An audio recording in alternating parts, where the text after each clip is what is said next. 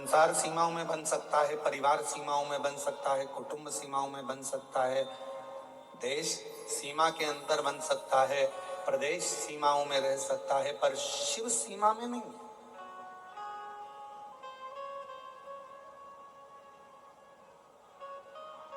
आज के जमाने में अगर विदेश की भूमि को भी खोदा जा रहा है तो उसमें से भी शिवलिंग निकल रहा है।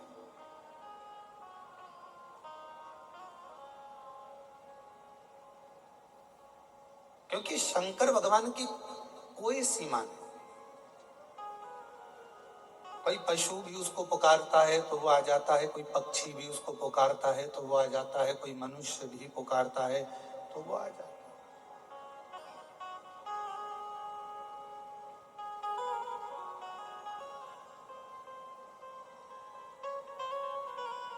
सीमाओं में बंधा हुआ परमात्मा कभी नहीं होता। आप सभी ने श्रीमद् भागवत में गज और ग्रह की कथा सुनी होगी। एक मगर ने हाथी का पांव पकड़ लिया। हाथी ने सारे परिवार को बुलाया, कुटुंब को बुलाया, पर कोई आया नहीं। और ये हाथी की कथा नहीं है, ये अपनी भी कथा है। अंत समय में कोई तुम्हारा साथ देने वाला नहीं होगा। वेंटिलेटर पर अकेले होगे, आईसीयू के रूम में अकेले होगे, डॉक्टर सबको बाहर निकाल दे।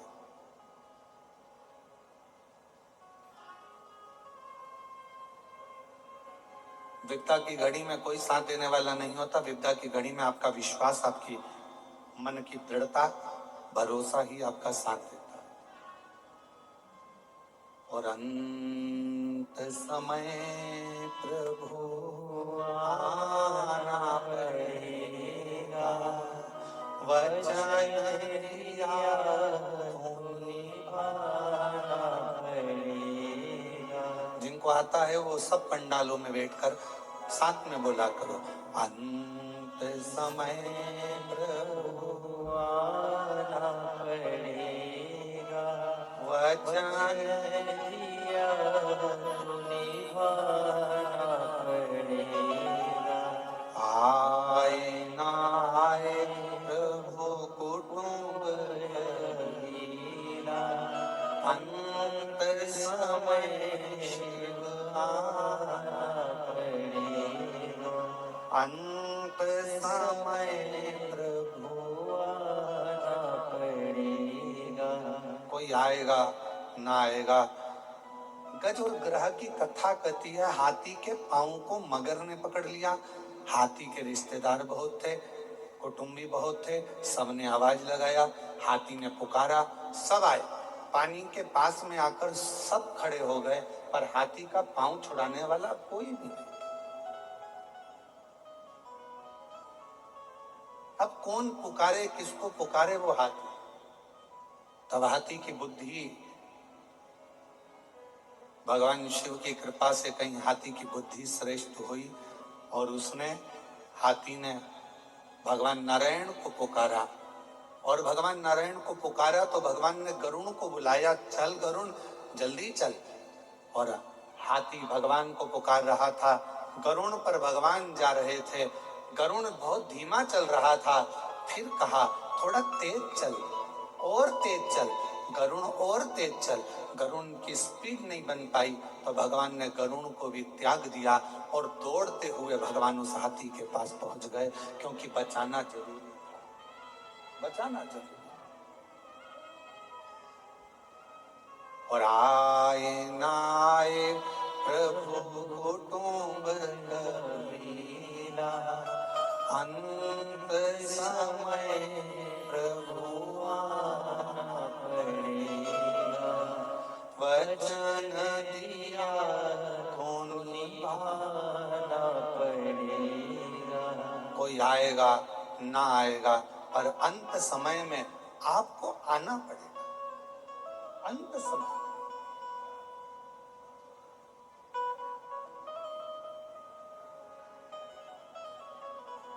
हमारे भारत की भूमि पर बिहार के मधुबनी में एक महादेव का मंदिर है। स्वयंभू प्रगट मेरे शंकर भगवान का एक शिवलिंग है, जिसको उगना महादेव कहते हैं। कौन सा महादेव है? उगना महादेव। आप लोग बोलो एक बार जम के, उगना महादेव। उगना, उगना महादेव। फिर से बोलो, उगना महादेव। ये भारत की भूमि पर वो शिवलिंग है जो स्वयंभू प्रकट है। मधुबनी जिला बिहार के अंतर्गत ये उगना महादेव आते हैं।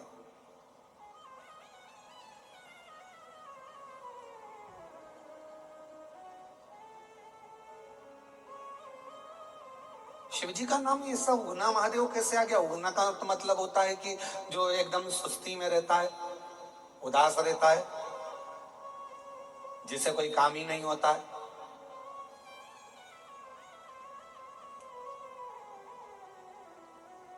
और भगवान शंकर का नाम उगना महादेव हो गया। शिव कथा कह रही है, भगवान शंकर का चरित्र कह रहा है। एक विद्यापति थे, बड़े अच्छे कवि थे, बहुत अच्छी कविता का पाठ करते थे, मैथिली थे, और अपनी कविता वो किसी को नहीं सुनाते थे। अगर सुनाते थे तो केवल देवाधिदेव महादेव को सुनाते थे, और किसी से अपने मन का भाव वो कहते नहीं थे। कविताओं के माध्यम से शिव जी की स्तुति किया करते। अब धीरे धीरे धीरे धीरे विद्यापति बुजुर्ग होते चले गए। अवस्था सबकी डलती है, बचपन आया है तो जवानी भी आएगी, जवानी आई है तो अधेड़ी भी आएगी, और अधेड़ी आई है तो बुढ़ापे भी आएगा। पर इतना जरूर याद रखें कि बचपन खेल में खोया, जवानी नींद भर सोया, बुढ़ापा देख कर रोया, सिराने मौत हंसती है। अंत में जब बुढ़ापा आए तो व्यक्ति को रोना ना पड़ जाए।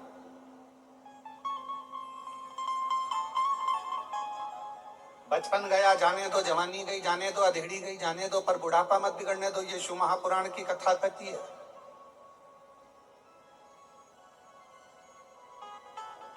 शिव महापुराण की कथा कहती है, जब भी कैमरे वाले के सामने जाना, फोटो खिंचवाने के लिए जाना, घर से तुम पाउडर लगा कर गए कि नहीं गए उससे मतलब नहीं है, खूब सारा क्रीम लगा कर गए कि नहीं गए उससे कोई मतलब नहीं है, अच्छा कपड़ा पहनकर गए कि नहीं गए उससे कोई मतलब नहीं है। फोटो वाले के सामने आप कितना भी अच्छा कपड़ा पहनकर चले जाओ, फोटो वाले के सामने आप कितनी भी अच्छी क्रीम पाउडर लगाकर चले जाओ, फोटो वाले के सामने आप हेयर स्टाइल चेंज कर कर चले जाओ, फोटो वाले के सामने आप पेंटिंग कितना भी कर कर चले जाओ, और फोटो वाले के सामने जाकर एकदम जम के जाकर सिर पे पल्लू लेकर और बैठ गए, बैठे,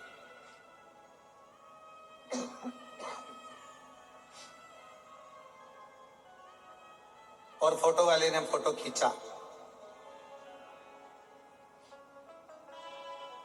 एक क्षण की बटन दबी और फोटो खींच गया। अब वो फोटो तुमने देखते से ही कहा, क्यों हमने इतना अच्छा कपड़ा पहना था, इतना अच्छा पेंटिंग करा था, पूरा स्वरूप सुधार कर आए थे, इतना डेंटिंग पेंटिंग कर कर आए थे, इतना अच्छा हेयर स्टाइल कर कर आए थे, पर तुमने तो हमारा फोटो बिगाड़ दिया। तो फोटो वाला बोलेगा, बहन जी फोटो तो अच्छा आ जाता, आप कपड़े तो अच्छी पहनी थी, आपने श्रृंगार भी अच्छा करा था, आपने सारा आभूषण अच्छा पहना था, बस एक कमी फोटो में रह गई बहन जी। मैंने जब आपसे बोला था मैडम स्माइल प्लीज, उस समय पर आप स्माइल देना भूल गई, इसलिए ये फोटो बिगड़ गया। कपड़े से फोटो अच्छा नहीं आता, सुंदर स्वरूप से फोटो अच्छा नहीं आता, आप कैसी भी हेयर स्टाइल कर लो उससे फोटो अच्छा नहीं आता, आप कैसे कपड़े आभूषण धारण करे हो उससे फोटो अच्छा नहीं आता। शिव महापुराण की कथा कहती है, फोटो को अच्छा लाने के लिए आपके चेहरे पर आप कैसे भी कपड़े पहने हो, कैसी भी हेयर स्टाइल है, कैसा भी चेहरा है, कैसा भी कुछ भी है, पर आपके चेहरे पर अगर स्माइल है तो फोटो अच्छा आकर ही रहता है। उसी तरह अंत समय में तुम्हारा बचपन कैसे भी गया, जवानी कैसी भी गई हो, अधेड़ी कैसी भी गई हो, पर बुढ़ापा जैसे ही आए, और बुढ़ापे में जब मरने का समय आए, अंतिम श्वास चल रही हो, उस समय पर वैकुंठ अधिपति मेरे नारायण कैमरा लेकर खड़े होंगे, तुम्हारे प्राण छूट रहे होंगे, अंतिम श्वास चल रही होगी, और वो परमात्मा भी कहेगा अब बुढ़ापा है, मरने का समय है, थोड़ा सा स्माइल दे ले। स्माइल का मतलब है थोड़ा सा राम कह ले, कृष्ण कह ले, शिव कह ले। अंतिम समय में अगर थोड़ा सा भी भगवान का नाम ले लिया, फोटो सुधर गया। और अंत समय सब बोलो सब, प्रभु आना पड़ेगा, वचन दिया तो निभाना पड़ेगा। और आए ना आए प्रभु कुटुंब लीला, अंत समय प्रभु आना। कोई साथ देगा नहीं। बचपन गया जाने दो, तुमने कपड़ा कैसा भी पहना जाने दो, तुमने श्रृंगार, जवानी आई तुमने श्रृंगार कैसा भी करा जाने दो, अधेड़ी आई तुम कैसे भी जिंदगी जिए चलेगा, पर बुढ़ापा तुम्हारा बिगड़ना नहीं चाहिए। सबसे कठिन है बुढ़ापा, पर बुढ़ापे को संवारने का सबसे सुंदर तरीका है तुम्हारा मौन रहकर भगवान की भक्ति को धारण करना।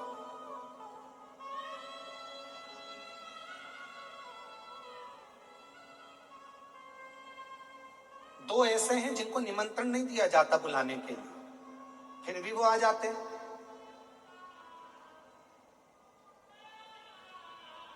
और दुनिया में कोई ऐसा पैदा नहीं हुआ जो इन दो को निमंत्रण देता हो। और मुझे विश्वास है हैदराबाद के लोग भी इनको निमंत्रण नहीं देते होंगे, फिर भी वो तुम्हारे यहां आ जाते हैं। दो ऐसे हैं जिनको निमंत्रण नहीं दिया जाता तो भी आते हैं, जिनको नहीं बुलाया जाता तो भी आते हैं, जिनको आमंत्रण नहीं दिया जाए तो भी आते हैं, जिनको भगाने का प्रयास किया जाए तो भी आते हैं। वो दो हैं, एक नंबर पर है बीमारी और दूसरे नंबर पर है भिखारी। ये दो ऐसे हैं जिनको निमंत्रण नहीं दिया जाता, ये दो ऐसे हैं जिनको कोई आमंत्रण नहीं दिया जाता, ये दो ऐसे हैं जिनको कोई पत्र नहीं भेजा जाता। किन किन को? जम के बोलो। पहले नंबर पर बीमारी और दूसरे नंबर पर भिखारी। इन दोनों को कोई पत्र नहीं भेजता, इन दोनों को कोई निमंत्रण नहीं भेजता, इन दोनों को कोई बुलाने का आदेश नहीं आता, फिर भी ये दो अपने घर में जरूर आते हैं, अपने द्वार पर जरूर आते हैं। पहले नंबर पर होती है बीमारी। बीमारी को कोई नहीं बुलाता, फिर भी बीमारी अच्छे अच्छे घर में, अच्छे अच्छे परिवार में, जिनके यहाँ डल्लफ के गद्दे हैं, एसी का रूम है, कालीन बिछे हुए हैं, जिनके यहाँ पानी भी आरओ का चलता है, बिस्लरी की बोतल पीते हैं, खूब अच्छे अच्छे क्रीम और पाउडर में रहते हैं, और खूब योगा भी करते हैं, एंजॉय भी करते हैं, साथ में बड़े सोच समझ कर खाते हैं। मैं बाजार की चटनी नहीं खाऊंगी, मैं बाजार का ये नहीं खाऊंगा, मैं वो नहीं खाऊंगा। उसके बाद भी बीमारी को निमंत्रण नहीं दिया जाता और बीमारी घर के अंदर प्रवेश कर जाती है। उसी तरह भिखारी, भिखारी को कोई नहीं बुलाता तो भी वो दरवाजे पर आ ही जाता है। कैसे बचोगे? कैसे बचोगे?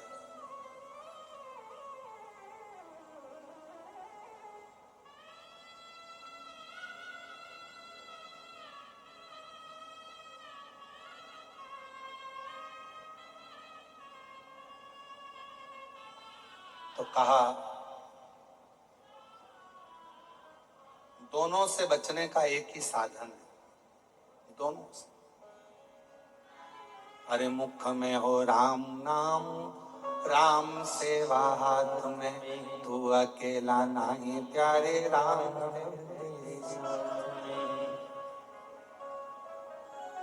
और जिंदगी की बागडोर हाथ दीना हाथ के, जिंदगी की बागडोर हाथ दीना हाथ के, वो महलों में राखे चाहे झोपड़ी, वो महलों में राखे चाहे झोपड़ी। निर्भर करता है प्रभु के नाम पर, निर्भर करता है भगवान के नाम पर। जपो, लगे रहो भगवान की विरल भक्ति में, लगे रहो भगवान के भजन में, दोनों दूर रहेंगे, दोनों।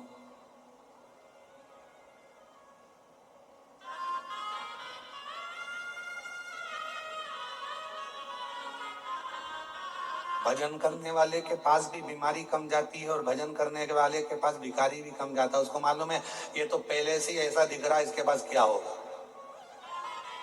तो तो भिखारी सोचता है कौन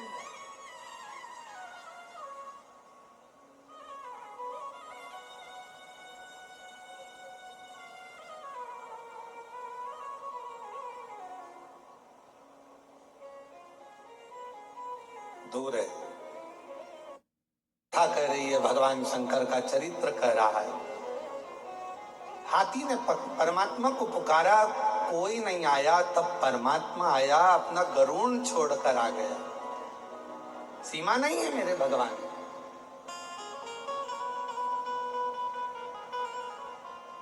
किसी भी देश में, विदेश में, प्रदेश में, गांव में, नगर में, शहर में, कहीं पर भी रहकर आप भगवान को पुकारना प्रारंभ करो। मेरा भगवान ये नहीं दे। अब आपके यहाँ तो ये तेलंगाना में तेलुगु चलती है, कर्नाटक में। एक बहन जी ने पत्र लिखा है, हम तो कल बोलने वाले थे कि किसी को कन्नड़ आती हो तो हमारे पास आकर पत्र पढ़ दो, हमको पढ़ना नहीं आ रहा। उन्होंने कन्नड़ भाषा में लिखा है। एक बहन जी ने तेलुगु भाषा में पत्र लिखा और आगे शुरू में हिंदी में लिख दिया और लिखती है और उसमें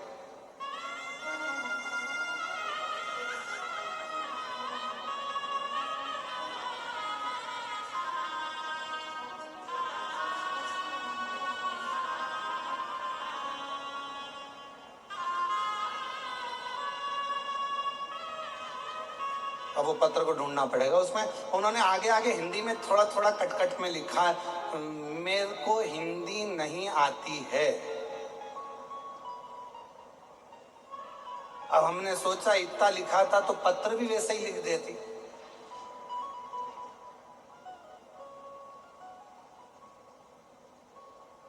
अब उसके बाद उन्होंने वो पत्र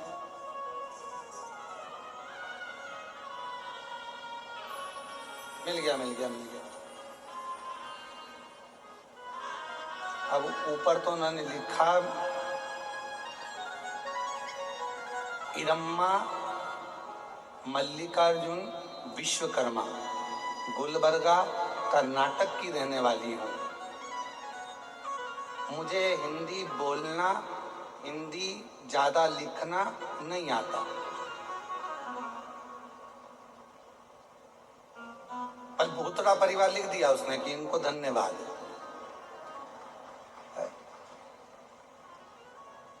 टीवी पे तुम्हें देखती हूँ, सुनती हो, देखती। पीछे लिखा, अब पीछे लिखा पर पढ़े कौन दादा। लाओ जरा, इनमें से किसी को तो कन्नड़ आती होगी, लाओ जरा पढ़ो तो रे जरा। जब तक अपन अपना गुनगुना ले, शंभो सर इधर आ जाओ। मिला एक कन्नड़ पढ़ने वाला मिला है जरा।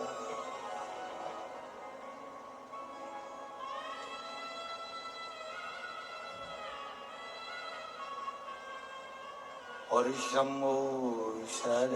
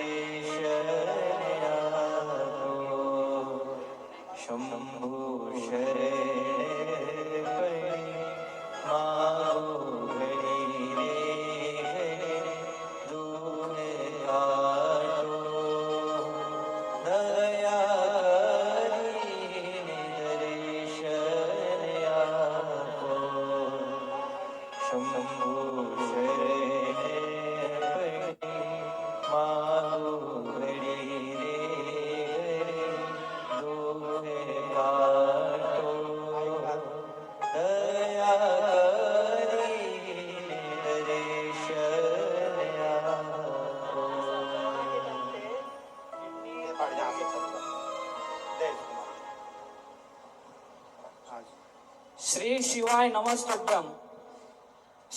ईरम्मा मल्लिकार्जुन विश्वकर्मा, उन्होंने कहा है कि गुलबर्गा से उन्होंने, गुरुजी मुझे नहीं मालूम था कि आपके बारे में। फिर मेरी फ्रेंड ने कहा कि मुझे आपके बदल पूरा कहा। जब से मैं मंदिर जाने लगी हूँ, कोरोना के टाइम पे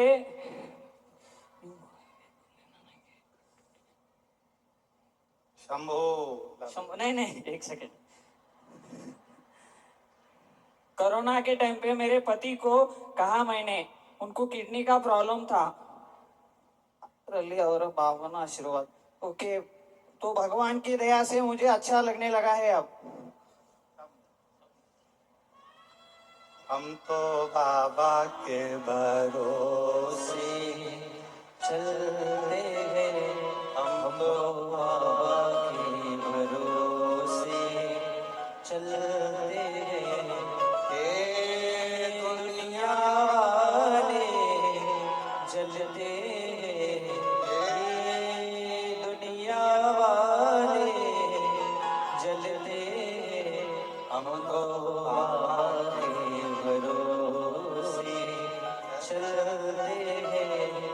बहुत भाव से मेरी जीजी, आपने जो पत्र लिखा है वो बड़े भाव से लिखा और हमने बड़े भाव से इसको पढ़वाया भी और बहुत सुंदर सुंदर भाव उसमें अपने व्यक्त किया।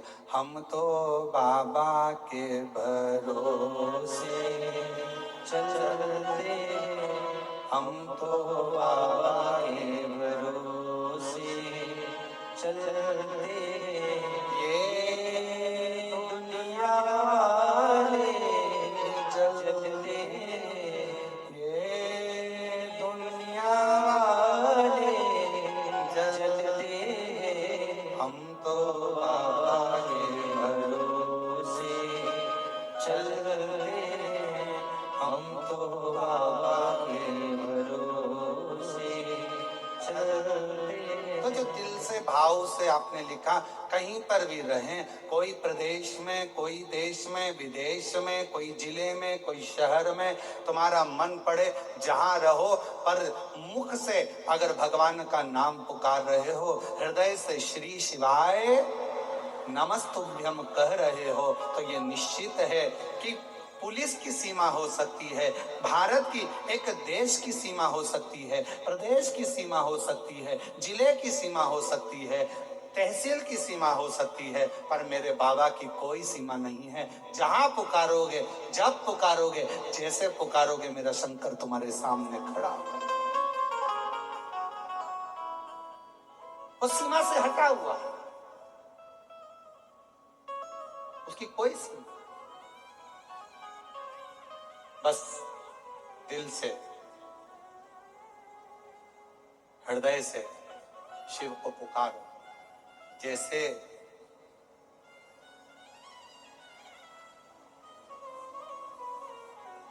जिस समय पर माता सती के पिताजी ने, दक्ष प्रजापति ने यज्ञ रखा, सबको आमंत्रण दिया, सबको, पर माता सती जी के यहां कोई निमंत्रण नहीं दिया। और देवता क्या कर रहे थे?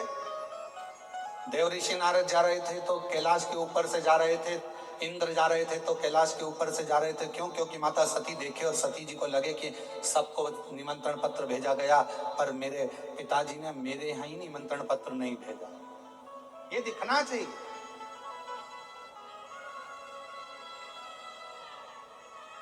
सती मैया ने देखा इंद्र जा रहे हैं, सती मैया को कोई फर्क नहीं पड़ा। सती मैया ने देखा देव ऋषि नारद जा रहे हैं, सती मैया को कोई फर्क नहीं पड़ा। गरुण वरुण सारे देवता जा रहे थे, सती मैया को कोई फर्क नहीं पड़ा। क्यों फर्क नहीं पड़ा? कोई तुम्हारे ऊपर कितना भी नमक डाले, तुम्हें कोई फर्क नहीं पड़ता। कब तक? जब तक तुम्हारे शरीर में कोई कट ना लगा। अगर तुम्हारे शरीर में कोई घाव है तो जरा सा नमक लगेगा और तुम तिल मिला जाओ, तिल मिला। शरीर में अगर घाव है तो तुम्हारे ऊपर नमक का थोड़ा सा भी भाव आएगा और तुम तिल मिलाओ। जब तुम्हारे शरीर पर घाव ही नहीं है, तुम्हारे शरीर पर कोई कट ही नहीं है, तुम्हारे शरीर पर कोई चोट ही नहीं है, तो कोई कितना ही नमक डाले, तुम्हारे शरीर पर कोई कितना ही नमक डाले, उसका कोई तिल मिलाहट आएगी नहीं। पर जैसे ही शरीर के ऊपर यदि कोई घाव रहेगा, शरीर के ऊपर यदि कोई कट रहेगा, शरीर के ऊपर कोई भी स्थान रहेगा, तो फिर वो नमक अपना असर करेगा, फिर वो नमक असर करता।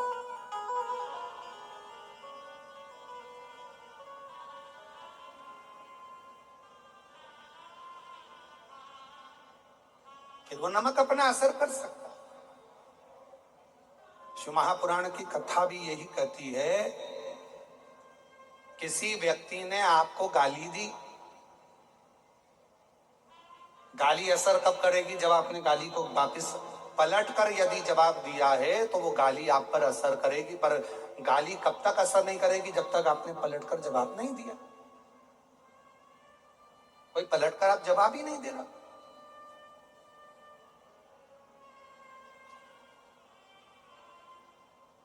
किसी ने आपको अपशब्द दिया, ताना दिया, आड़ा टेढ़ा बोला, आपने अगर पलट कर जवाब दिया तो समझ लो आपने गाली को लिया। आपने पलट कर अपशब्द बोले तो मतलब आपने पलट कर उसने जवाब दिया है, तो मतलब उसने गाली को स्वीकार किया है।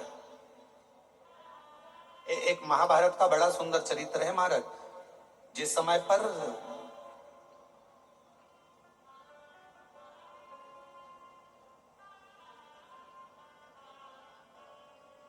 द्रौपदी के सोते हुए 5 पुत्रों को जब अश्वत्थामा ने मार दिया और भीम ने द्रौपदी के हाथ में तलवार पकड़ा दी और कहा, ये तलवार लो द्रौपदी, इस अश्वत्थामा को मार दो। द्रौपदी ने कहा, नहीं, मैं नहीं मार सकती। अरे इस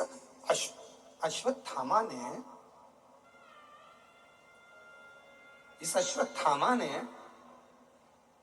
तुम्हारे सोते हुए 5 पुत्रों को मार दिया द्रौपदी, तो तुम भी इसको मार दो। द्रौपदी कहती है, नहीं, ये मेरे गुरु का पुत्र है, मैं इसको मार नहीं सकती। द्रौपदी, जब इसने नहीं देखा कि कौन बच्चों को मार रहा है, कौन को मार रहा है, तो तुम क्यों देखती हो? द्रौपदी ने कहा, यदि कोई कुत्ता हमको काट लेगा तो हम कुत्ते को नहीं काट लेंगे, कोई श्वान हमको काटेगा तो हम श्वान को नहीं काटेंगे, कोई सांप हमें काटेगा तो हम सांप को नहीं काट लेंगे, मैं इसको नहीं मार सकती। एक काम करो, इसके मस्तक पर जो मणि लगी है वो मणि निकाल कर फेंक दो, बाकी का और मुझे कुछ नहीं चाहिए। इसने मेरे बेटे को मार दिया, मैं अपने गुरु के पुत्र को नहीं मार सकती। ये द्रौपदी का चरित्र हमको कह रहा है, ये द्रौपदी का संवाद हमको कह रहा है कि यदि कोई हमको अपशब्द कह रहा है तो हम अपशब्द से जवाब क्यों दे? कोई हमको गाली दे रहा है तो हम गाली से जवाब क्यों दे?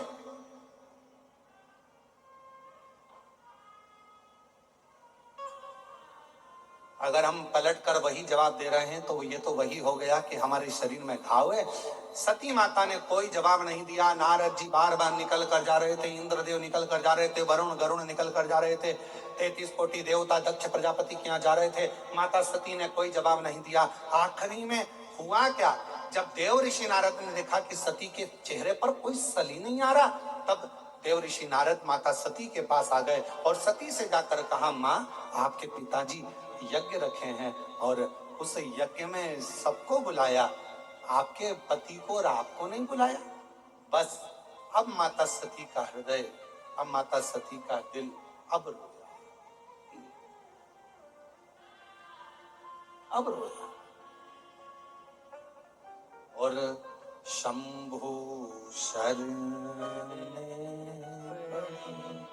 मांगू घड़ी रे घड़ी, दुख काटो दया करी निदरेश माता सती को लगा, और सती मैया को जैसे ही लगा तो माता सती ने अपने पति भगवान देवादिदेव महादेव से कहा, मेरे पिताजी के यहाँ यज्ञ चल रहा है, मुझे जाना चाहिए। शिव जी ने मना करा, सती मत जा। सती को समझाया, मत जा। सती मानने को तैयार नहीं, मुझे जाना चाहिए, मुझे पहुंचना है, मुझे जाना है, मेरे पिता के घर का यज्ञ है, मुझे जाना पड़ेगा। सती माता को खूब खूब भगवान शंकर ने समझाया, पर आखिरी में सती नहीं मानी और पिताजी के यहाँ यज्ञ में पहुंच गई। पहुंची तो देखा कि यहाँ सबके लिए स्थान था, पर माता सती ने देखा कि मेरे पति के लिए कोई स्थान नहीं, मेरे पति के लिए कोई स्थान नहीं। नैनों से नीर माता सती के बह रहा था, आंखों से आंसू माता सती के बह रहे थे, नैनों से अश्रु माता सती के बह रहे, कोई स्थान नहीं।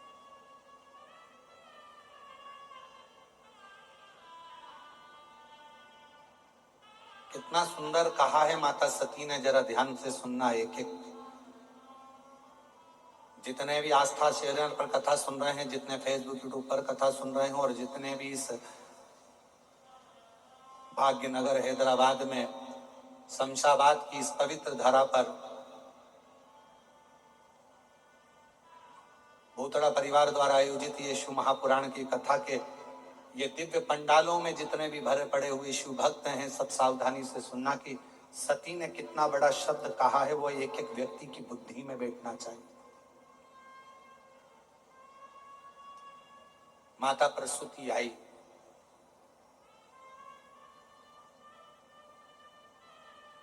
सती के सिर पर हाथ रखा,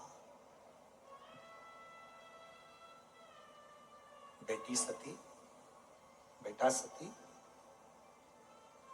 तू रोती क्यों है? तेरे नैनों में जल क्यों है?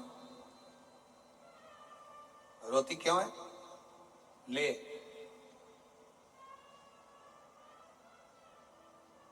सती ये थोड़ा सा जल का आचमन कर ले। सती ने मना करा, नहीं नहीं। रति आ गई, रोहिणी आ गई, सबने समझाया सती को, सती ले थोड़ा सा जल का आचमन कर ले, थोड़ा सा जल पी ले सती। सती ने अपने केशों को खोल कर माता सती कहती है, सुनो मां प्रसूति, मैं सती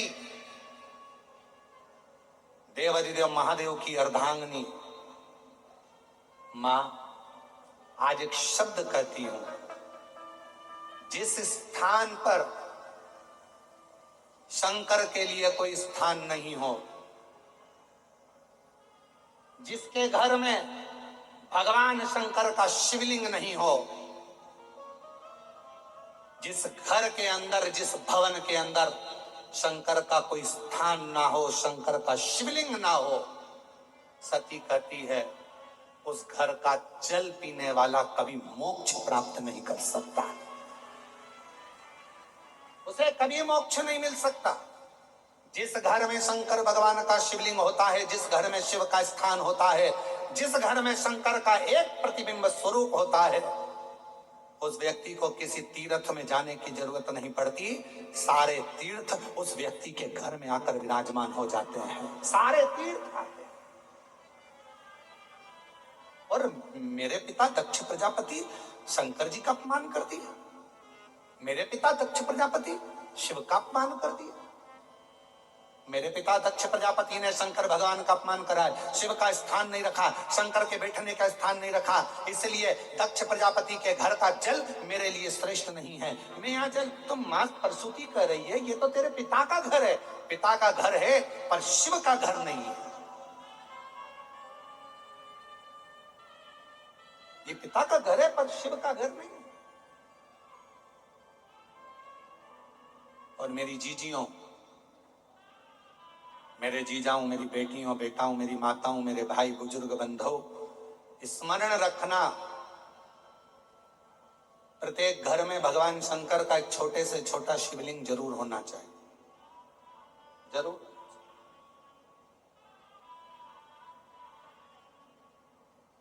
कल हमारे श्री ब्रजगोपाल जी भूतड़ा जी और श्रीमती दीपाली जी भूतड़ा जी दोनों एक प्रश्न कर रहे थे। कल उन्होंने कहा, गुरुजी हमारे पास में 2 शिवलिंग थे, तो किसी ने कहा कि एक शिवलिंग रखो, एक शिवलिंग हटा दो, तो उसको रखना चाहिए नहीं रखना चाहिए। हमने कहा, हमने कल भी कथा में कहा था, 1 से 1000 तक भी अगर तुम्हारे घर में शिवलिंग है तो वो दोष नहीं देते, वो तुम्हारा कल्याण ही करते।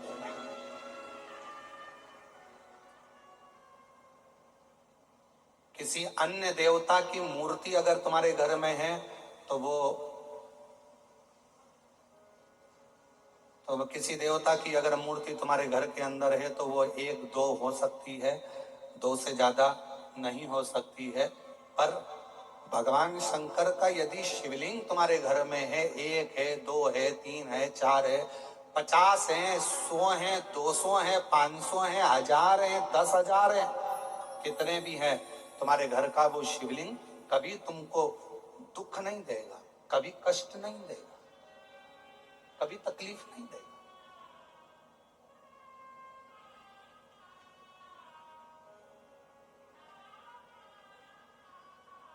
इतने भी शिवलिंग। और हाँ, एक बात याद रखना, अगर तुम्हारे घर के अंदर कोई शिवलिंग नहीं है तो शिव महापुराण की कथा कहती है, सती माता का चरित्र कहता है, फिर उस घर से गया हुआ व्यक्ति कितने भी तीर्थ कर आए, कितने भी तीर्थों का जल लेकर आ जाए और कितने भी तीर्थ कर आ जाए, उस तीर्थ का कोई फल नहीं होता अगर घर के अंदर शिवलिंग नहीं होता। घर के अंदर शिवलिंग का होना बहुत जरूरी, भले छोटा सा, भले छोटा, वो घर में होना चाहिए। और मैंने तेरे ही भरोसे, एक पत्र अच्छा है, देखिए, बाबा तेरे भरोसे हवा विच उड़ती जावांगी, बाबा डोर हथों छड़ी नाम कटी जाएगी, भोले में तेरी कथन शंभू में तेरी कथन। बहुत बड़ा पत्र है, हैदराबाद भी बड़ा है ना, इसलिए पत्र भी बड़ा है, ठीक है। मैं प्रियंका राहुल सोनी, कहीं बैठी हो प्रियंका राहुल सोनी तो हाथ हिला सकते हैं, और अगर कहीं बैठे हो तो एक बेलपत्र लेने के लिए आ सकते हैं। मैं प्रियंका राहुल सोनी, पुराना पुल, हैदराबाद से हूँ। सबसे पहले मैं भूतड़ा जी को धन्यवाद करना चाहती हूँ और बाबा को साधुवाद देना चाहती हूँ। शिव जी ने बड़ी कृपा करी, जो रक्षाबंधन का तोहफा ब्रजगोपाल जी, मैं ब्रजगोपाल भूतड़ा जी को साधुवाद दूं कि रक्षाबंधन का तोहफा ब्रजगोपाल जी आपने सभी बहनों को दिया है, इस पत्र में लिखा है, ये शिव कृपा। गुरुजी, भोले बाबा का मैं क्या गुणगान करूं, मेरे पास शब्द कम पड़ जाएंगे। मेरी शादी हुई और मेरी नौकरी नहीं लग पा रही थी, तब बाबा की कृपा से पहली बार आपकी कथा सुनना प्रारंभ करी, शिव जी को जल चढ़ाना प्रारंभ करा और बाबा की कृपा से एक बहुत बड़ी कंपनी में मेरा जॉब लग गया। गुरुदेव, मेरी बेटी का जन्म हुआ और जन्म होने के बाद उसके मुंह में एक छाला हो गया। डॉक्टर को दिखाया तो डॉक्टर ने कह दिया इसका ऑपरेशन करना पड़ेगा। ऑपरेशन का डॉक्टर ने बता दिया, मगर मेरा विश्वास बाबा पर इतना था कि वो छाला एक ही हफ्ते में गायब हो गया और फिर मेरी बेटी पंजे पर चलती थी, वो पूरी खड़ी नहीं हो पाती थी, चल नहीं पाती थी, पर बाबा पर मेरा भरोसा पूर्ण था। डॉक्टर ने कहा था ये ऐसी ही चलेगी, पर बाबा की कृपा से शिवजी के चढ़े हुए जल से आज मेरी बेटी पूरी चलने लगी और बाबा की कृपा से उसका पूरा पांव रखा। मैं शिव को प्रणाम करने के लिए और तेरी कृपा का क्या है भरोसा, कब किस पर हो जाए जरा। एक लाइन अच्छी लिखी है, अरे लुटा दिया भंडार काशी वाले और कर दिया माला काशी वाले। जो जैसी भावना लाया वो वैसा ही फल पाया। नहीं खाली उसे लौटाया वो मन ही मन हर्षाया। और कर दिया माला माल काशी वाले लुटा दिया भंडार काशी वाले। एक पत्र और अच्छा है,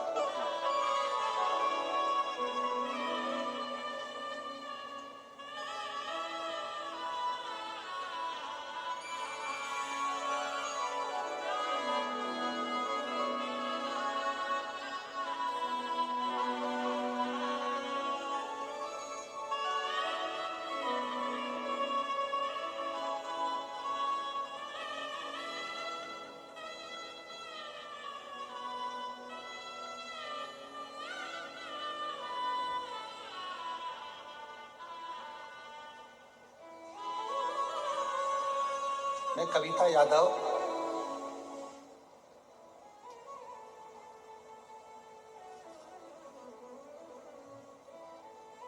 बी शंकर लाल यादव, हम हैदराबाद बेगम बाजार के निवासी हैं।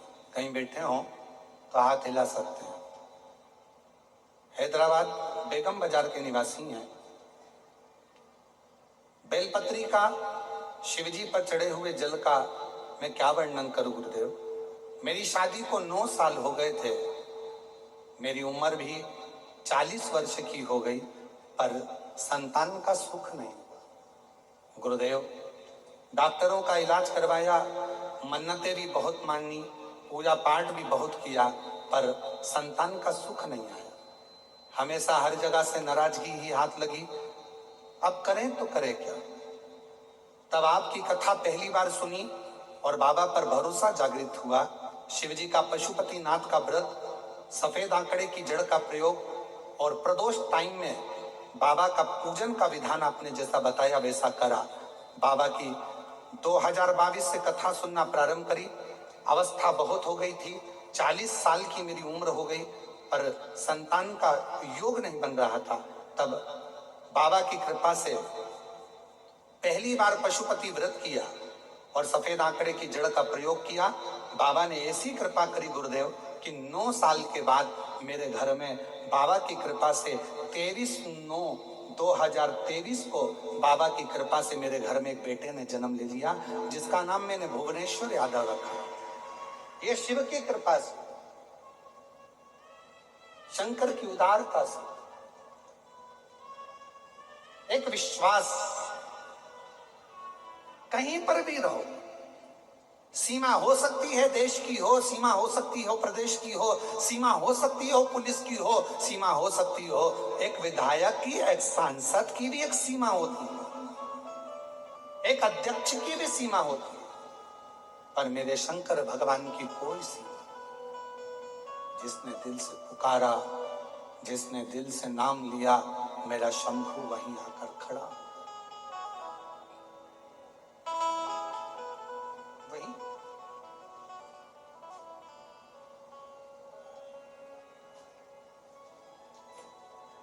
बस उसमें आपका दिखावा नहीं होना चाहिए। देखिए, सती माता से कह रही है, माता प्रसूति की, ये थोड़ा सा जल का आचमन कर लो और माता प्रसूति के शब्द सुनकर माता सती कर रही है, भले मेरे पिता का घर पर जल नहीं पीऊंगी, क्योंकि यहाँ शिव का स्थान नहीं है।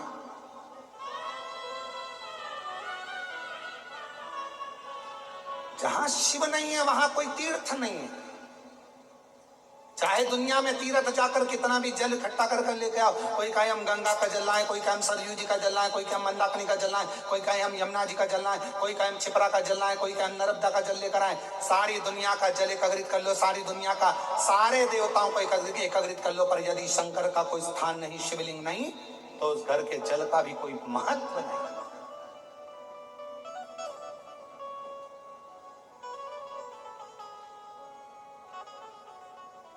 चाय कौन कौन पीता है? हाथ उठाओ जरा, जम के तो उठाओ जरा, हाथ तो उठाओ। चलो ठीक है।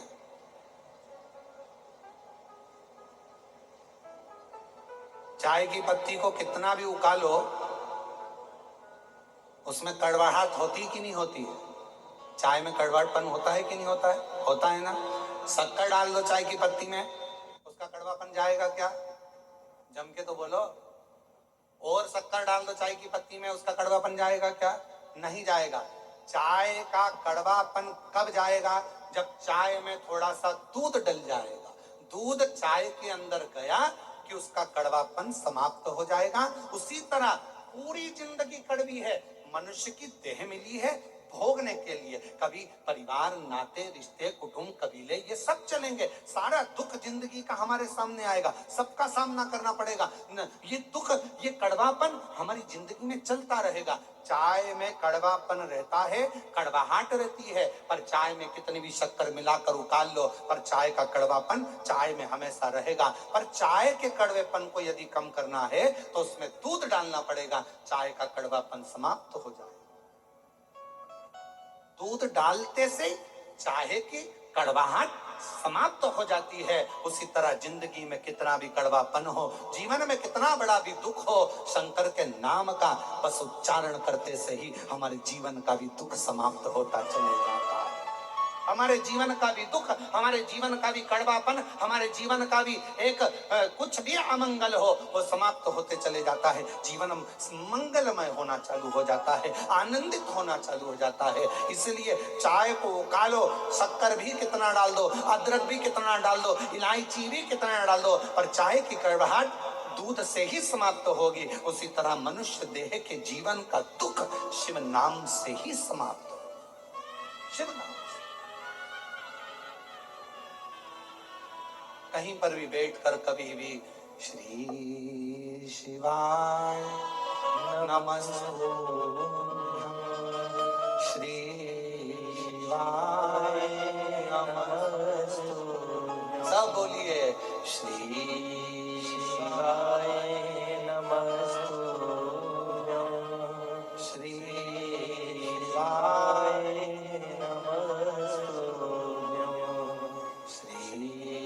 शिवाय नमस्तुभ्यं, श्री शिवाय नमस्तुभ्यं।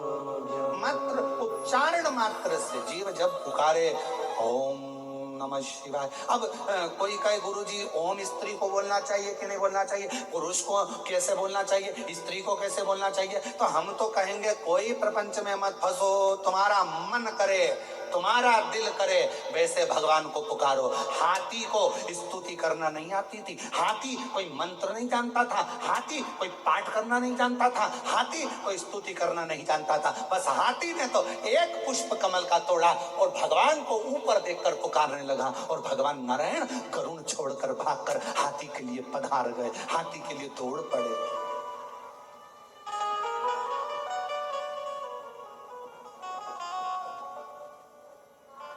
किसको आए? उगना महादेव की कथा कहती है, विद्यापति बुजुर्ग हो गए थे, कवि थे, शिव को कवि कविता का पाठ करते थे, बुजुर्ग हो गए थे, बूढ़े हो गए।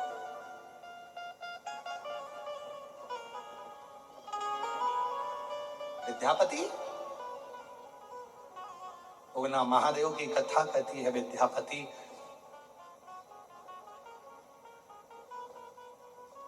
एक दिन मन में सोच रहे थे, अब शरीर से बनता नहीं है। शिव महापुराण में वायव्य संहिता में भगवान तुमरुका जी चंचुला देवी से कहते हैं कि चंचुला सुनो, ब्रह्मा ब्रह्मलोक में रहते हैं, भगवान विष्णु वैकुंठ लोक में रहते हैं, भगवान शंकर मृत्यु लोक के देवता हैं, पृथ्वी के देवता हैं। जब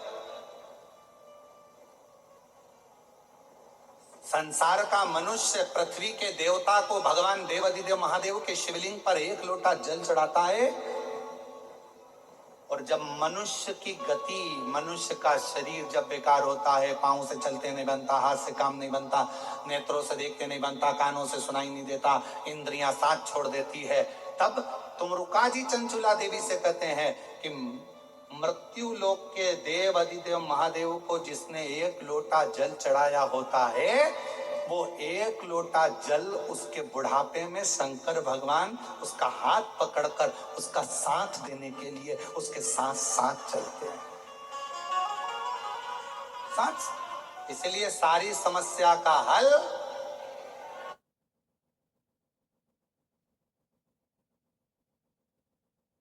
नारा है, श्री शिवाय एक लोटा जल, सारी समस्या का हल।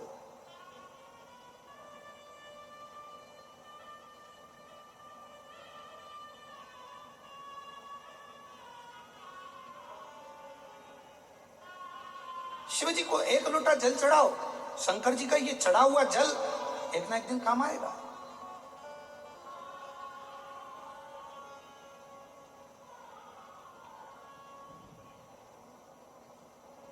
एक प्रसंग आप लोग कभी तुलसी बाबा के चरित्र में पढ़िएगा, वो एक लोटा जल लेकर जाते थे, थोड़ा सा कहीं ना कहीं वो जल ढोलकर चले जाते थे, वो जल भी उनका काम आया।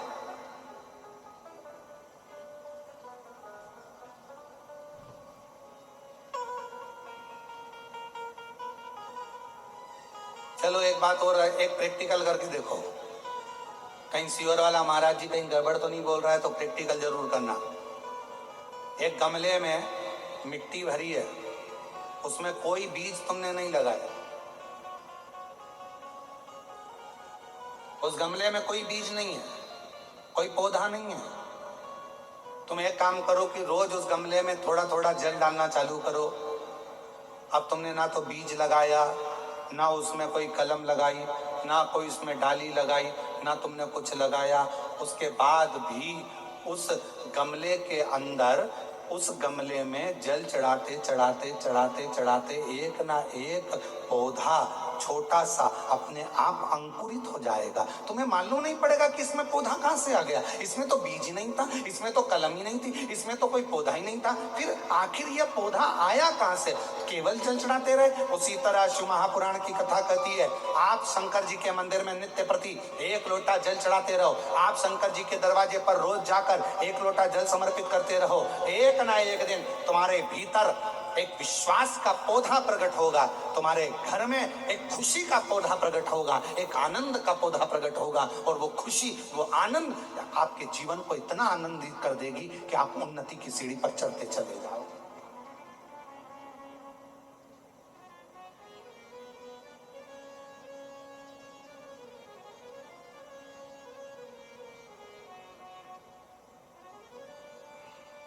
उगना, महादेव की कथा कहती है, विद्यापति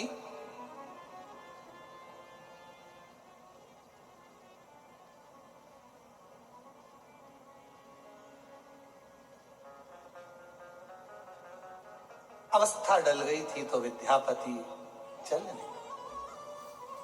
अब शिव की कृपा देखिएगा जरा, शंकर भगवान को कथा, भगवान शंकर का भजन करने वाला, शिव का स्मरण करने वाला, शिव को एक लोटा जल चढ़ाने वाला, शिव कथा श्रवण करने वाले के साथ शिव कैसा साथ देते हैं वो सुनिए। और ये कथा बहुत पुरानी नहीं है, बहुत पुरानी नहीं, यही कलिकाल की कथा है।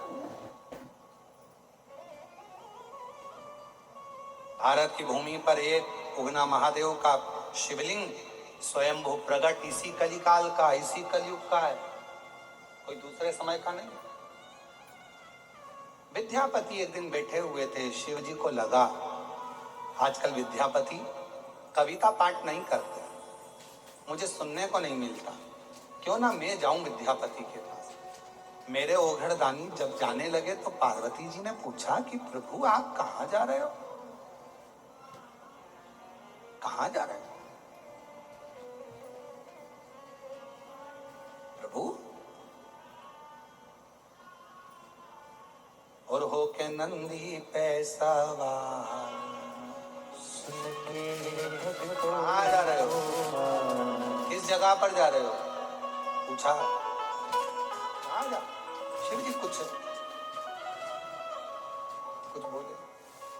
फिर माता पार्वती जी ने पूछा प्रभु आप जा कर रहे हो, शंकर भगवान कुछ नहीं बोले। फिर माता पार्वती जी ने फिर पूछा तो पार्वती जी के शब्द सुनकर शिव जी ने कहा एक विद्यापति है, बहुत अच्छा कविता का पाठ करता है, जब वो कविता पढ़ता है तो मुझे बड़ा सुनने में आनंद आता है, परंतु अब शरीर उसका ढल गया है, तो मैंने सोचा अब उससे नहीं बनता तो मैं उसकी सेवा करूंगा। शिव जी आप सेवा करोगे? हाँ भोले बाबा आप? हाँ। पार्वती जी ने कहा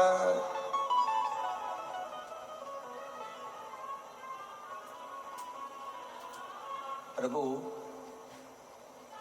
ये तो उल्टी रीति नहीं हो जा रही है, दुनिया के लोग महादेव की सेवा करें ये चल जाएगा, पर महादेव दुनिया के लोगों की सेवा करें ये कहां से चलेगा? शंकर भगवान बोले सुनो पार्वती,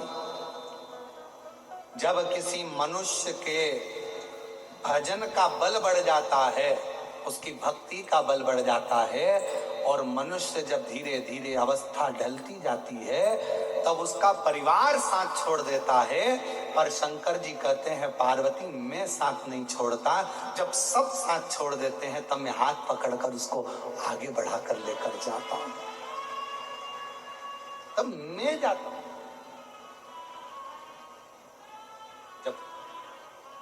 जब कोई नहीं आता भोले बाबा आते हैं, जब कोई नहीं आता भोले बाबा आते हैं, मेरे दुख के दिनों में वो बड़े काम आते हैं, मेरे दुख के दिनों में वो बड़े काम आते हैं।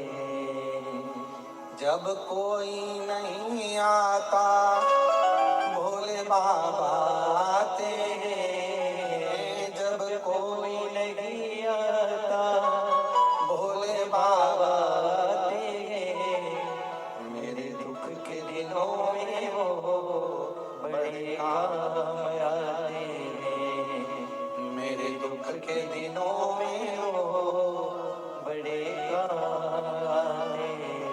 कोई नहीं आए मैं आऊंगा। फिर वही वाली लाइन आ गई, अंत समय प्रभु आना पड़ेगा, वचन दिया तो निभाना पड़ेगा, आए प्रभु कुटुंब कबीला, अंत समय प्रभु आना। कोई ना आए तो तू आना, कोई ना आए तू। कोई साथ दे नहीं तब तू देना,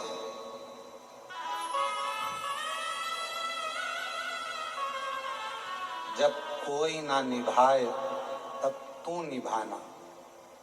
हे मेरे काल अधिपति महाकाल, मेरे दुख के पल में तू दौड़ कर जरूर आना, दौड़ कर जरूर।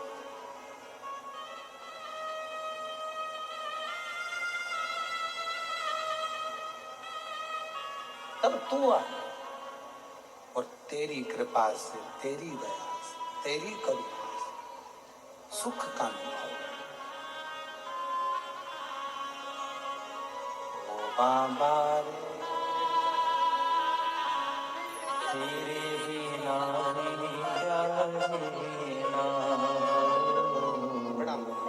तेरे बिना भी क्या जीना।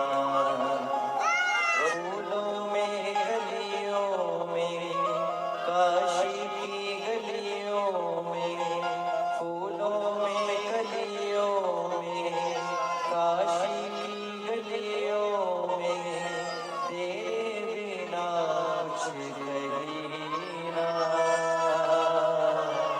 तेरे बिना भी क्या जीना। शिव तत्व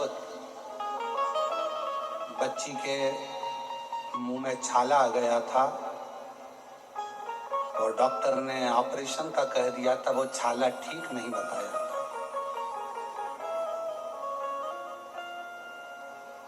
बड़ी दुखी थी। डॉक्टर कहे कि ऑपरेशन शीघ्र कराओ, पर विश्वास रखा, सीओर पहुंच गई कुबरेश्वर बाबा के धाम। अभी बोली वो, और फिर निवेदन करूं, दुनिया में जब सब जगह से हार जाओ तब एक बार कुबरेश्वर धाम जरूर जाओ। और वहां पहुंचकर बाबा से विनय कर कर रुद्राक्ष लेकर कंकर शंकर लेकर आई, पूजन करा, जल बेटी को पिलाया। दूसरी बार डॉक्टर से जांच कराई तो मुंह में छाला समाप्त हो गया था, वो छाला फिर था नहीं। डॉक्टर ने कहा सारी रिपोर्ट अच्छी हो गई है, कोई जरूरत। शिव शिव है, शंभु, विश्वास मूल है, भरोसा। और वो भरोसा आपका आपको अंत समय तक निपटा है, वो विश्वास। कहा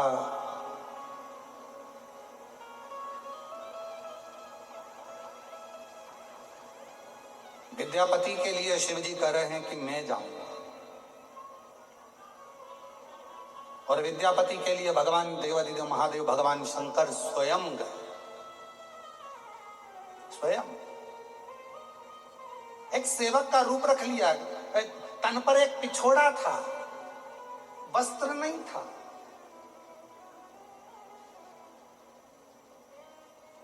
एक लंबी सी चोटी थी मेरे भोले बाबा की।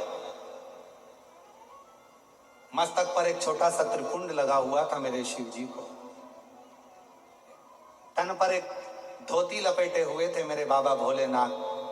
और विद्यापति के दरवाजे पर पहुंच गए और आवाज लगाकर कहा, विद्यापति जी, ओ विद्यापति जी, विद्यापति जी, ओ विद्यापति जी।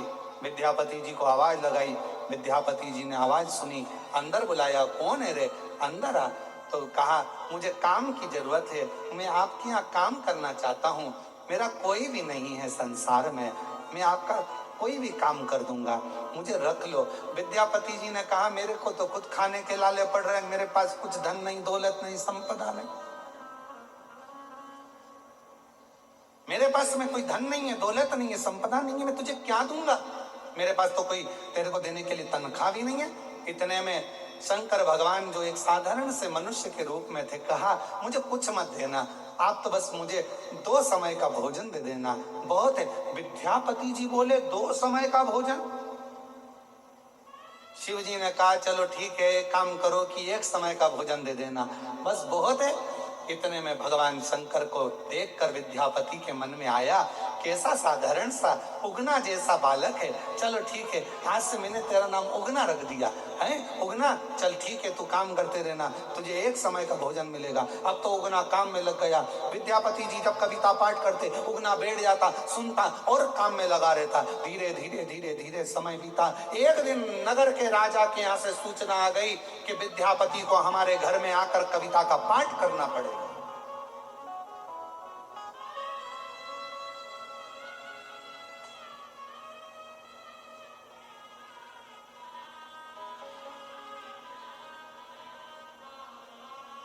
विद्यापति को हमारे यहाँ आना है। और देखो शिव की जब कृपा होती है ना, जा पर कृपा राम की होई, ता पर कृपा करे सब कोई। जिस पर परमात्मा की कृपा हो गई उस पर सबकी कृपा हो गई। राजा के यहाँ से सूचना आ गई विद्यापति जी के यहाँ, विद्यापति आपको हमारे यहाँ आकर पाठ करना है। विद्यापति खुश हो गए, जिंदगी में पहली बार किसी राजा के यहाँ जाकर मुझे कविता पाठ करने का मौका मिलेगा। विद्यापति चल दिए, चले उगना साथ में। चलते चलते बीच रास्ते में विद्यापति जी को प्यास लगने लगी, बहुत तेज। अरे उगना, बहुत प्यास लग रही है, जल्दी जल लेकर आ। उगना ने देखा ना कोई तालाब है, ना बावड़ी है, ना कुआं है।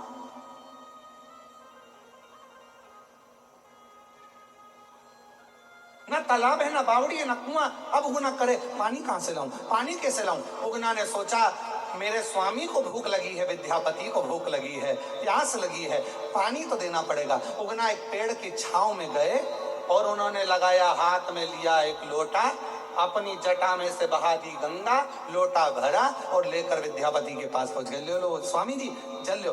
जो विद्यापति ने जल पिया, पीते सही उगना से कह दिया ये जल ना तो कुआं का है, ना बावड़ी का है, ना तालाब का है, ना सरोवर का है, ना खड्डे का, ना बारिश का है। अरे उगना सत्य बता ये जल कौन सा है। उगना ने कहा प्रभु बस मैंने लाकर दे दिया, तुम तो पानी पीने से मतलब रखो। भगवान ने इतने में विद्यापति बोले तुझे मेरी सौगंध बताना, पानी कहां से लाया। तब मेरे शंकर भगवान ने अपना असली स्वरूप दिखाया, गंगा में से जटा में से जल लेकर आया। ये जल आपको लाकर कौन करेगा सेवा। अंत समय प्रभु कौन करेगा सेवा, कोई नहीं आने वाला। पलंग पर अकेले पड़े रहोगे, आईसीयू में अकेले पड़े रहोगे, वेंटिलेटर पर पड़े रहोगे, अकेले पड़े रहोगे, कोई साथ देने वाला नहीं आएगा। अंत समय में, अंत घड़ी में परिवार के लोग भी हॉस्पिटल के बाहर होंगे, कुटुंब के लोग बाहर खड़े होंगे। अंत समय में जो तुमने भगवान शिव की आराधना करी है, शंकर को एक लोटा जल चढ़ाया, शिव की उपासना करी, वो महादेव तुम्हारे पलंग के पास में वही शिव खड़े की खड़े मिलेंगे, वही शिव खड़े की। विद्यापति ने जो शिव जी का दर्शन करा।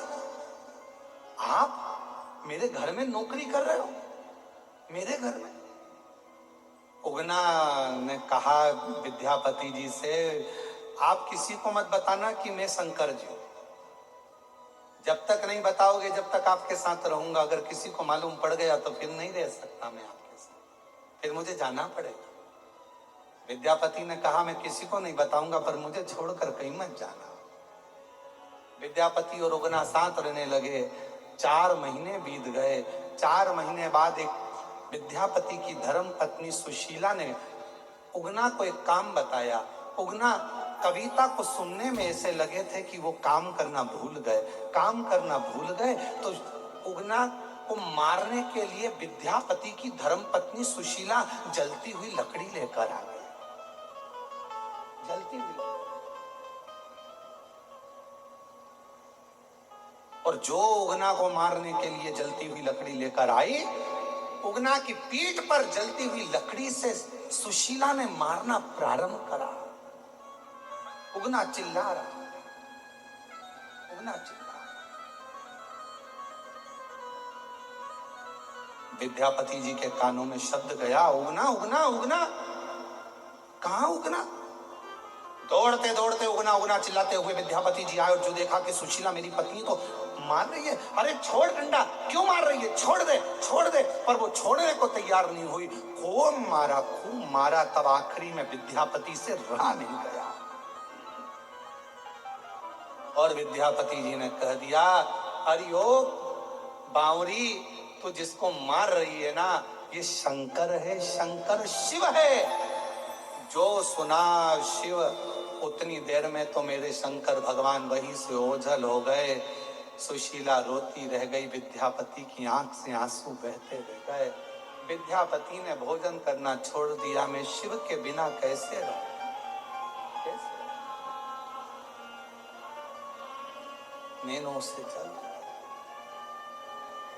गली गली में ढूंढ रहे हैं शिव जी को, शिव मिलते हैं।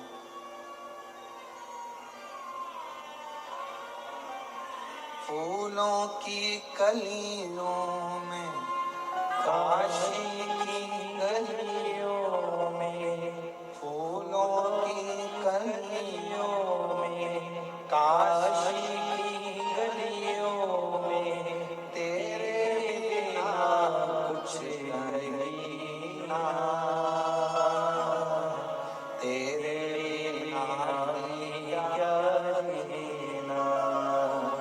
बाबा रे, तेरे बिना भी क्या जीना। ओ शंभू रे, तेरे बिना भी क्या जीना। फूलों की कलियों में, काशी की गलियों में, फूलों की गलियों में, काशी की गलियों में, तेरे बिना कुछ नहीं ना, तेरे बिना भी क्या जीना। ओ शंभू रे, तेरे बिना भी क्या जीना। ओ बाबा रे, तेरे बिना भी क्या जीना। विद्यापति रो रहे हैं, शिव जी को ढूंढ रहे हैं, कहाँ मिले शिव। भोजन त्याग दिया विद्यापति ने, सुशीला दिन रात रोती शिव के लिए। आखिरी में मेरे शंकर भगवान को वापिस विद्यापति के सामने प्रकट होना ही पड़ा। वापिस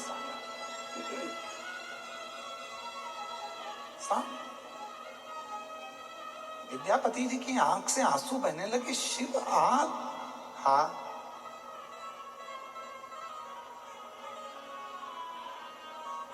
मुझे ये जटा वाला शिव नहीं चाहिए, मुझे तो मेरा उगना शिव चाहिए।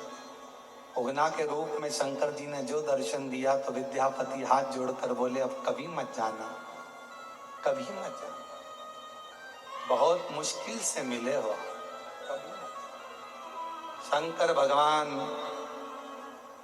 विद्यापति के सामने ही शिवलिंग का एक रूप धारण कर लिए। कहा, सुनो विद्यापति, इस कलिकाल में तुमने मुझे प्रकट करा है। विद्यापति, आज से ये शिवलिंग मेरी जगह पर उगना के नाम से यहीं पर स्थापित होगा।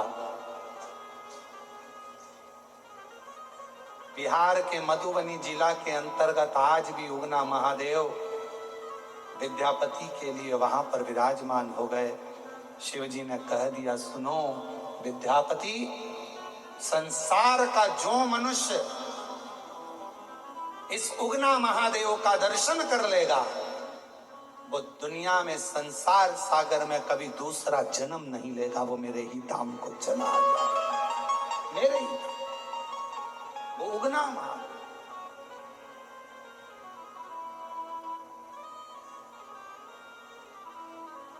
एक स्वतंत्रता मेरे शिव ने दी है, मेरे शंकर।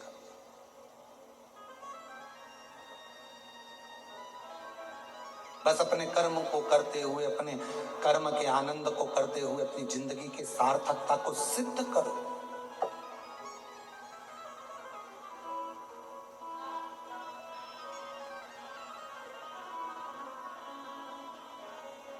और जब आप अपनी जिंदगी के सभी कार्य को अच्छे से करेंगे तो जीवन अपने आप आनंदित होता चले जाएगा।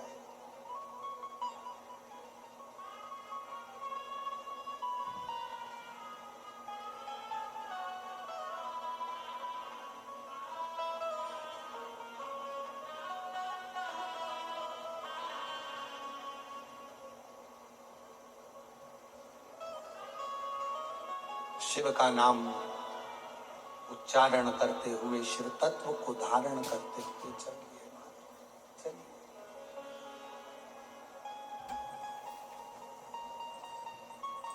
और अपनी किस्मत का ताला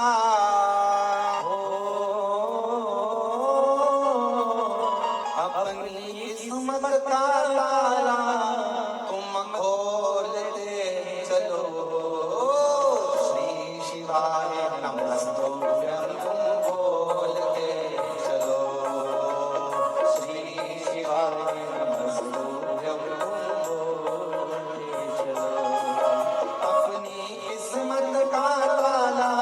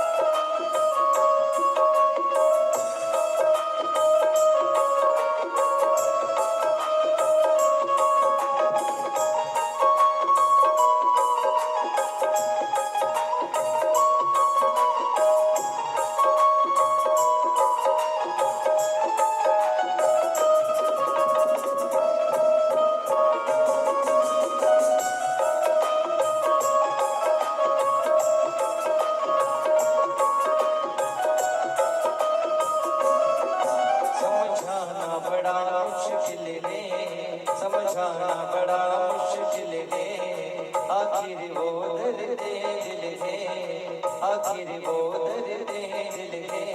सच्चा दरबार लगा है ये भोले की महफिल है। सच्चा दरबार लगा है ये भोले की महफिल है। नैनों को डमरू वाले का हो, नैनों को डमरू वाले का हो, नैनों को डमरू वाले का दीदार चाहिए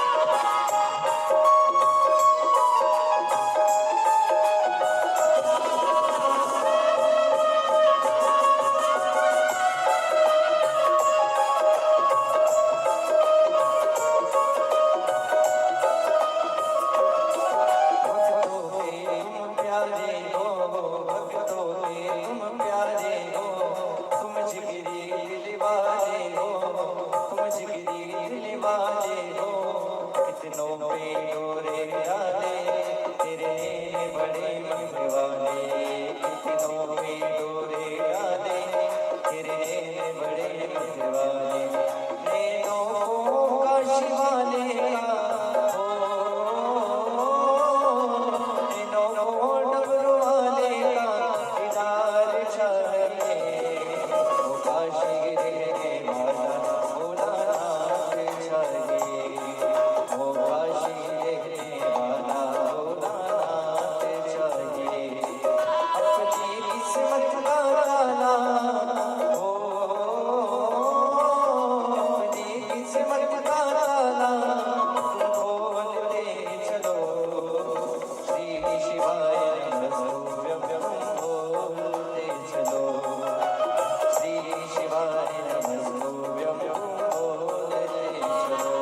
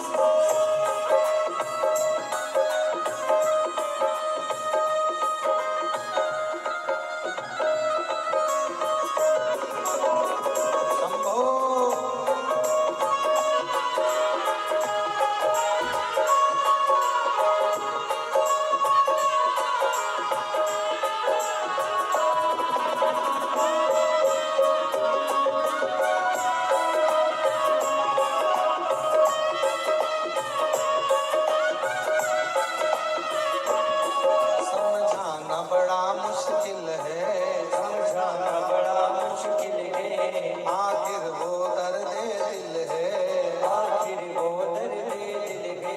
सच्चा दरबार लगा है, ये भोले की महफिल है, सच्चा दरबार लगा है, ये भोले की महफिल है। सच्चा दरबार लगा है, ये भोले की महफिल है, सच्चा दरबार लगा है, ये भोले की महफिल है। नैनों को डमरू वाले का हो, नैनों को डमरू वाले का हो, नैनों को काशी वाले का दीदार चाहिए, ओ काशी रहने वाला भोलानाथ चाहिए, वो काशी रहने वाला भोलानाथ चाहिए। अपनी किस्मत का ताला हो,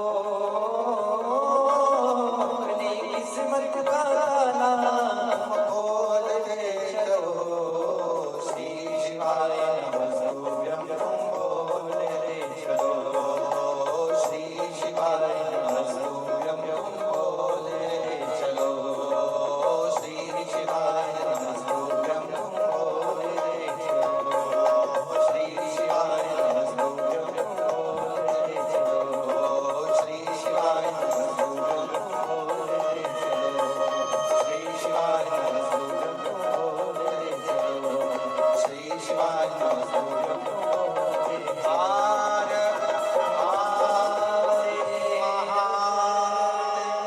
अपने स्थान पर बैठकर भगवान शिव जी से अपने मन का भाव कहिए, दिल से प्रार्थना करिए, विनय करिए, निवेदन करिए, बाबा को अपने मन का भाव कहिए।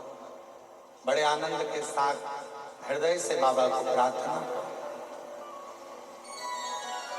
कल भगवान कृष्ण की जन्माष्टमी महापर्व भी है।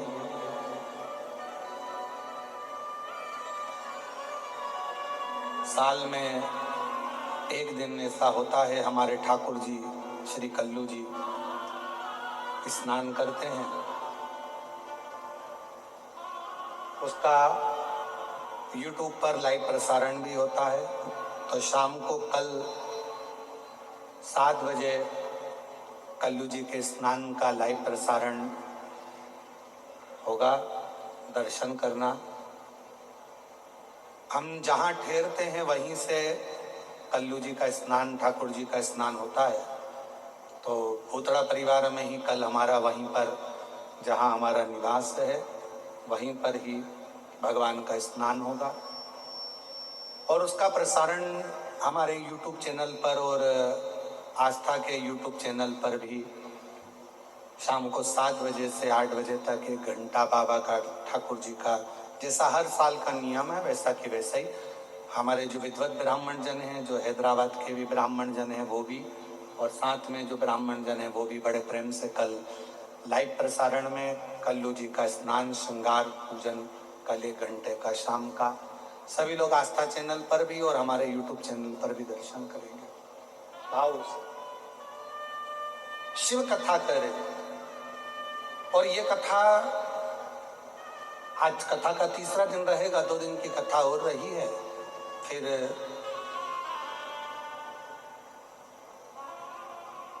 1 तारीख से 7 तारीख तक कथा जो हमारे गादी की रहती है, छोटा उसका स्वरूप होता है, वो टीवी पर नहीं आती है, जो अग्रवाल धर्मशाला सीहोर में होती है। तो कृपया वहाँ इतनी जगह नहीं रहती, वहाँ ना आए। 9 तारीख से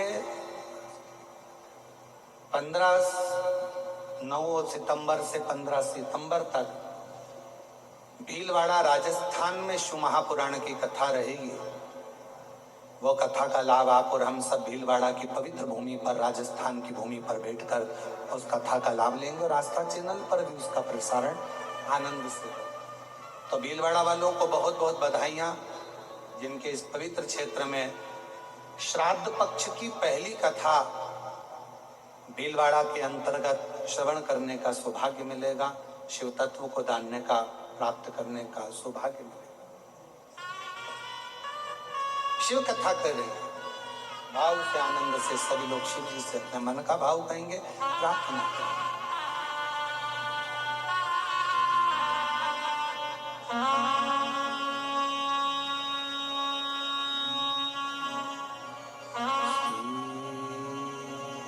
शिवाय नमः।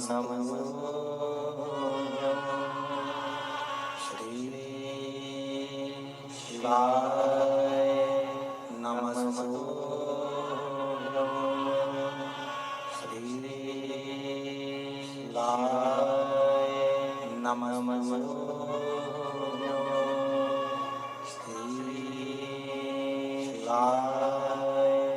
नमः। श्री शिवाय नमः। नमस्तु भोला सब दुख काटो हमारा, ओ भोला सब दुख काटो हमारा। शिव शंकर जपो तेरी माला, भोले बाबा जपो तेरी माला, भोला सब दुख काटो हमारा, ओ भोला सब दुख काटो हमारा। वैश्य मंगलकारी, वैश्य मंगलकारी, शमशान वासी हमारा, शमशान वासी हमारा, ओ कर्म